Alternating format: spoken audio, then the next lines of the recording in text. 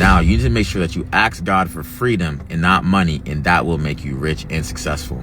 Once again, you guys know that I came from complete poverty. I mean, sleeping on bench presses, sleeping in train station, couch surfing. I've literally documented this whole thing on YouTube. When I showed you guys my old home that I used to live in, and even talking about this makes me want to cry to literally the bottom of my eyes right now. To see that I've come so far, to see that I'm able to have $80,000 watches. I'm always in a nice car. I have the most luxurious cars. Now, once again, that's something I prayed for, was the freedom to not have to ride the bus, to not have to rely on other people giving me rides. Once again, I used to ride the bus for 19 years. I didn't get my license until I was 19 years old. And once again, after that, I went hard for 3 months and got myself a car, and I've been in a car ever since. And I thank God for that with everything in my heart, I promise you. There are many reasons that I was not supposed to make it here, but once again, trusting God and asking God for the freedom. It is not just the materialistic things. It is not just money. Freedom from toxic relationships. You ever been in a relationship where you know this person is holding you back, and you need the freedom mentally? You need the power and the willpower to say that I'm okay with being alone.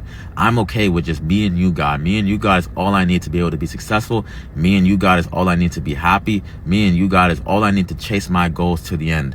You need to have the freedom from anger, sadness, depression, and all the things that bring us down mentally on a day-to-day basis. The devil is constantly trying to attack us and bring us down. You need to ask God for the freedom to make sure that you stay healthy. Your health is wealth at the end of the day. What does it matter if you can't go drive the Lamborghini down the street, if your legs are broke, or if your heart is starting to fail and you have to sleep in your bed all day? It doesn't matter. You need to keep God first with everything you do. I promise you right now. Once again, going from having nothing to having everything and more than a regular person needs, I am extremely grateful. But remember, everything was taken away from me when I was being unhumble. Everything was taken away from me when I was being arrogant. Everything was taken away from me when I was doing bad business. God gave me back everything times 10 and more because I kept him first. I stayed true to him, and I always chased after God's own heart.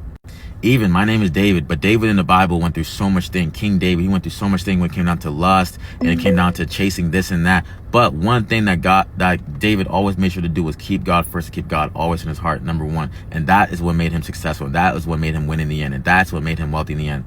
King Solomon did not ask for riches. He asked for wisdom. Remember that. And he was the richest person in the Bible. Once again, as always, if you like this content, make sure you follow and like this video for more content like this.